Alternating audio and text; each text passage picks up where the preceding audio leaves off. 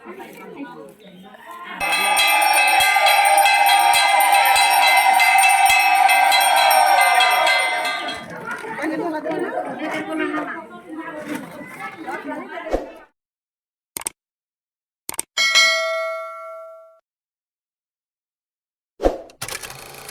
বন্ধুরা, শুভ সকাল। তো তোমরা সবাই কেমন আছো? আশা করছি সকলে ভালো আছো, আর আমি অনেক ভালো আছি তোমাদের আশীর্বাদে। অনেকটা ভালো নেই, গলার ভয়েস শুনে বুঝতে পারছো। তো আজকে একটা নতুন রকমের ব্লগ ভিডিও নিয়ে চলে এসেছি তোমাদের কাছে। স্কিপ না করে পুরো ভিডিওটা দেখবে। তো দেখতে পাচ্ছ শাড়ি টুড়ি পরে রেডি হয়ে নিয়েছি। সকাল থেকে ব্লগটা স্টার্ট করিনি, এখন এই 11টার মতন বাজে। তো এখন থেকে ব্লগটা স্টার্ট করলাম, কারণ এখানে এসে না আবার প্রচুর পরিমাণে ঠান্ডা জল লেগে গেছে। তো আমাদের এখানে আজকে মা শীতলার পুজো, তো পাড়ার সকলে মিলেই করবে। তো আমিও অঞ্জলি দেবো, এই কারণে সব সংসারের কাজ বাজ সেরে সকালবেলা স্নান করে ঠাকুর পূজা করে নিয়েছি, আর শাড়ি পরে রেডি হয়ে নিয়েছি। আর আমাদের এখানে বটতলা হচ্ছে সেই মা শীতলার পুজো। তো সেখানে আমি যাব, ওখানে কিভাবে পুজো করব, কি কি হচ্ছে না না হচ্ছে সব কিছুই তোমাদের সঙ্গে শেয়ার করব। তো আমার সঙ্গে থাকো আর দেখতে থাকো। তো চলো পুজো মণ্ডপে যেতে যেতে আবার কথা হচ্ছে। তো বন্ধুরা, এই যে ঘর থেকে বেরিয়ে পড়েছি ফুলের সাজি হাতে নিয়ে। পূজা মণ্ডপে যাচ্ছি। ওখানে দেখছি অলরেডি অনেক লোকজন চলে এসেছে পূজা করার জন্য। তো তোমরা চলো, তোমাদের দেখাই।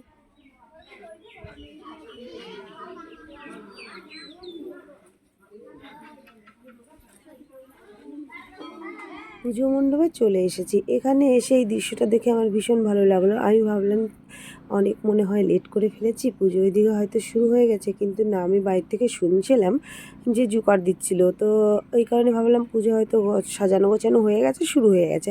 তারপরে দেখলাম না, যে পুকুরে গিয়েছিল কুলা স্নান করাতে, তো ওখান থেকে তারপরে এসেছে। আর এখানে দেখলাম পাড়ার সব মহিলারা সবাই মিলেঝিলে কাজবাজ করছে। কেউ ফল কাটছে, কেউ নারকেল কাটছে, কেউ এটা করছে ওটা করছে। তবুও তারপরেও সব কিন্তু এখনও আসেনি, সবাই আসছে। আর এখানে মা শীতলার মূর্তিটা এনে রাখা হয়েছে, এখনও পেপার দিয়ে মোড়া আছে, এখনও মুখটা খোলা হয়নি। আর এদিকে সাজানো গোছানো সব কিছু চলছে আর কি। এদিকে দেখো নারকেল ফাটানো চলছে।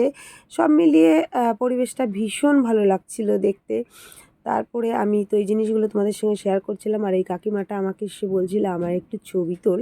উনি ভাবছিল হয়তো আমি ছবি করছি, এই কারণে বলছিল, উনি জানেন না ভিডিও করছি। তারপর বললাম কাকিমা ভিডিও করছি, এটা লং টাইমের একটা ভিডিও হবে, সেটা অবশ্যই তুমি দেখতে পাবে ইউটিউবেতে গেলে। তো বললো কাকিমা যে কখন যাবে, তারপরে বুঝিয়ে বললাম। তো যাই হোক, কাকিমার একটা ভিডিও করে নিলাম। আর তারপরে মা সুতলার মুখটা খুলে দেওয়া হলো, আর এবার মা সুতলাকে তেল সিঁদুর দেওয়া হচ্ছে পায়ে। তারপরে এই যে এখন আর কি মা শীতলার থানে বসানো হচ্ছে মা শীতলাকে।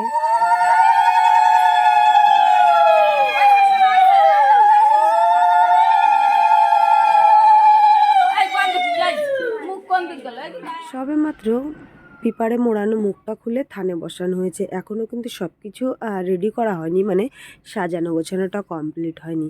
তাই এবার মেইন যে কয়েকজন আর কি থাকে কোলা নিয়ে ঘোরাফেরা করে, গ্রামে যায়, তো তেনারা সেই কাকিমারা জেঠিমারা মিলেই খুব সুন্দর করে দেখতে পাচ্ছ মা শীতলার সামনে। তারপরে মা শীতলাকে একটু সাজিয়ে গুছিয়ে নিচ্ছে।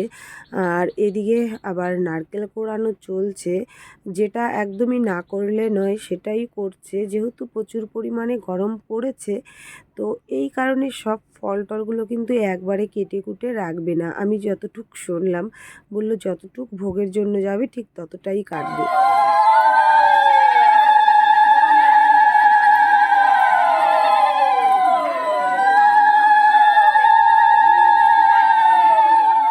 দেখতে পাচ্ছ একটা দুটো জিনিস করে করে মা শীতলাকে দিয়ে দিয়ে আর কি সাজানো হচ্ছে। এখন মা শীতলার জন্য যে শাড়িটা আনা হয়েছে, সেই শাড়িটা আর কি পরানো তো হবে না, তো মায়ের পায়ের নিচে রেখে দেওয়া হলো। আর এখানে আমি বসেছিলাম, তাই ভাবলাম ক্যামেরাটা সবার দিকেই ঘোরাচ্ছি, আমার দিকে তো ঘোরাচ্ছি না, তাই আমি একটু আমার দিকে ঘুরিয়ে নিলাম। আর সবাই দেখো এক এক করে এসে বসে পড়েছে, কিন্তু ব্রাহ্মণ মশাই এখনও আর কি এসে পৌঁছায়নি। আর এদিকে তারপরে এই যে দেখতে পাচ্ছ ঘট সাজানো হয়ে গেছে, মামিটা সুন্দরভাবে ঘট সাজিয়ে নিয়েছে এখানে। আর এখানে মায়ের ভোগ আর কি রেডি করা হচ্ছে। সবাই মিলে মায়ের ভোগ সাজাচ্ছে এখানে। তারপরে হচ্ছে আরও যে পান সুপারি এগুলো পরিষ্কার করা হচ্ছে, মানে সবাই মিলে মিলেঝুলে সব কাজবাজ করছে, কেউ একা করছে না। কেউ ফল কাটছে, কেউ নারকেল কাটছে, কেউ ভোগ সাজাচ্ছে, সবাই মিলেমিশেই কাজবাজ করছে। কাকিমারা হচ্ছে ভোগ সাজাচ্ছে, দেখতে পাচ্ছ তোমরা সবাই মিলে। আর এটা যেহেতু মা দুর্গার মন্দির, তাই মা দুর্গাকে ওখানে আর কি ভোগ দেওয়া হবে, সুন্দর করে সাজিয়ে রাখা হয়েছে। আর 12 মাসকালই এরকম মা দুর্গার মূর্তি এটা থাকে এই মন্দিরে। যেহেতু প্রতিমা তো আর রাখা যায় না, পূজার পরে মাকে আর কি জলে ভাসান দিতে হয়, তো এই কারণে 12 মাসকালই আমাদের এই মন্দিরে এই মা দুর্গার প্রতিমা বলে মূর্তি বলে যেটাই এটা থাকে আর কি এখানে। তো আজকে যেহেতু শীতলা পূজা, তো এই কারণে মা শীতলার পুজো তো ওখানে হচ্ছেই, আর এখানেও মা দুর্গার এখানে সাজিয়ে গুছিয়ে দেওয়া হয়েছে, এখানে ভোগ দেওয়া হবে। আর সাইডে প্রচুর পরিমাণ লোকজন আছে, তোমরা বুঝতেই পারছো। তো আমি ভয়েসটা দিচ্ছি, সাইড থেকে একটু আওয়াজ আসতেই পারে, তো তোমরা ওটা একটু মেনটেন করে একটু দেখো। তো চলো, দেখো কত লোক বসে আছে এখানে, আর হয়তো লোকজন আসবে। তো ওখানে তো মা শীতলার সব কিছু সাজানো গোছানো চলছে। তো চলো, পরে আবার তোমাদের সঙ্গে কথা হচ্ছে। সবার প্রথমে ভোগের থালা সাজিয়ে গুছিয়ে নিয়ে ওই যে তোমাদের দেখালাম মা দুর্গার মন্দিরে মা দুর্গার একটা মূর্তি আছে, তো সেখানে মা দুর্গার মূর্তির ওখানে ভোগ দিয়ে দেওয়া হয়েছে। আর এদিকে আমাদের ব্রাহ্মণ মশাই চলে এসেছে, এসে বসে আছে। ওইদিকে সাজানো গোছানো চলছে, হয়তো একটুখানি বাকি আছে, সেইটুকু পূর্ণ হলে তারপরেই পূজায় বসবে। সবাই অপেক্ষা করছিল বসে পূজার। আর এদিকে মা শীতলাকে এবার মা শীতলার ভোগটা আর কি নিবেদন করা হবে। একটা দিদা এসেছে, তো উনি এসে মা শীতলার ভোগ দিচ্ছে, দেখতে পাচ্ছ। আর সবাই মিলে এবার জয় জোর আর কি দিয়ে নিচ্ছে।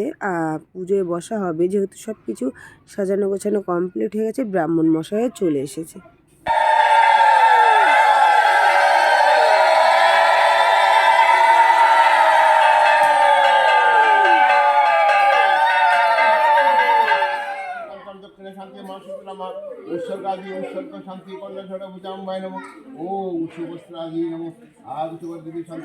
এদিকে পুজো আরম্ভ হয়ে গেছে। একজনের মানত করা ছিল মা শীতলাকে শাড়ি দেওয়ার, তো তিনি শাড়িটা দিচ্ছে, দেখতে পাচ্ছ। আর তারপরে এদিকে তো পুজো শুরু হয়ে গেছে, এদিকে সবাইকে চন্দনের ফোঁটা দেওয়া হচ্ছিল।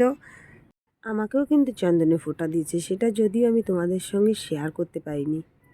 নমস্তুতে ওম শরণাগত জনাগত পরনত্রে সর্বশাস্ত্র হরি দেবী নারায়ণী নমস্তুতে ওম শীতলা মা মহাপূজা কর্মণি শান্তি দেবতাভ্যয় নমঃ বামে গুরুবাই নমঃ দর্শে গণেশায় নমঃ সম্মুখে মা শীতলা মা সর্বশান্তিভ্যয় নমঃ।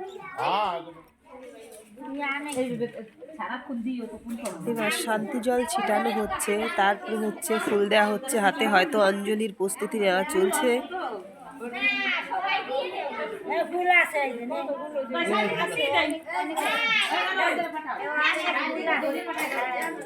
এখন এখানে অঞ্জলির প্রস্তুতি নেওয়া চলছে, সেটা আগেই বললাম। আর অঞ্জলি শুরু হবে, আর ওদিকে কিন্তু আমার ঠান্ডা লেগে গেছে, তাই আমার গলার ভয়েসটা একদম বাজে শোনাচ্ছে। তোমরা একটু প্লিজ মেনটেন করে নিও ওটা। তো কি করব বলো, 2 দিন 3 দিন পর পর ঠান্ডা।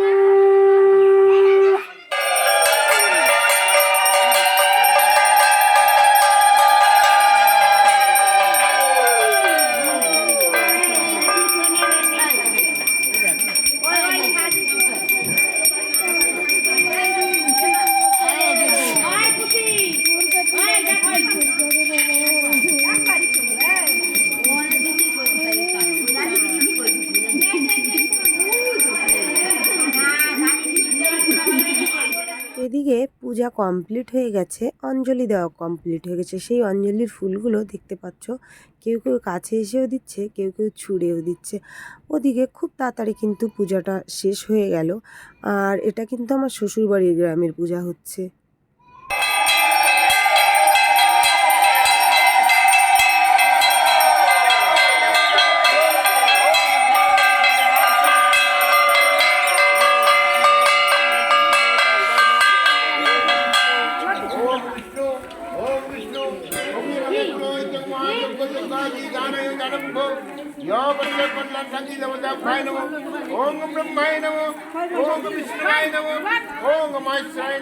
পূজা কমপ্লিট হওয়ার পরে এবার চলছে যজ্ঞ। আমাদের ওখানে যে পূজাটা আর কি আমি দেখেছি, সে পূজাটা কিন্তু পুরো অন্যরকমভাবে আর কি করা হয়। আমি যেটা দেখি, আগে পায়েস রান্না করা হয়, তারপরে যজ্ঞ-টজ্ঞ হয়, পূজা করা হয় অনেক টাইম ধরে, লং টাইম ধরে। আর এখানে কিন্তু একটু টাইমের ভিতরেই পূজা কমপ্লিট হয়ে গেল। তো যাই হোক, যেখানে যেভাবে করা হয়। আর এখানে তো যজ্ঞ চলছে। এবার কেউ কেউ ওই যে আগেই বললাম যে ফলগুলো কিন্তু গরমের কারণে পুরোপুরি কাটা হয়েছিল না। তো এই কারণে পুজো যেহেতু কমপ্লিট হয়ে গেছে, যজ্ঞ হলেই হয়ে যায় যেমনটা ঠাকুরমশাই আমাদের বলেছে। তো এই কারণে সবাই মিলে আর কি, কেউ কেউ, সবাই না মিলে ফল, তারপরে প্রসাদ, এগুলো হচ্ছে কাটার জন্য, তারপরে প্রসাদ মাখানোর জন্য চলে এসেছে।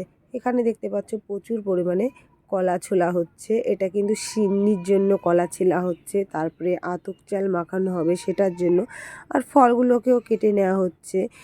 যেহেতু প্রচুর গরম পড়েছে, ফলগুলো আগে থেকে কেটে রাখলে নষ্ট হয়ে যাবে, তারপরে মাছি টাছি পড়বে, তো এই কারণেই।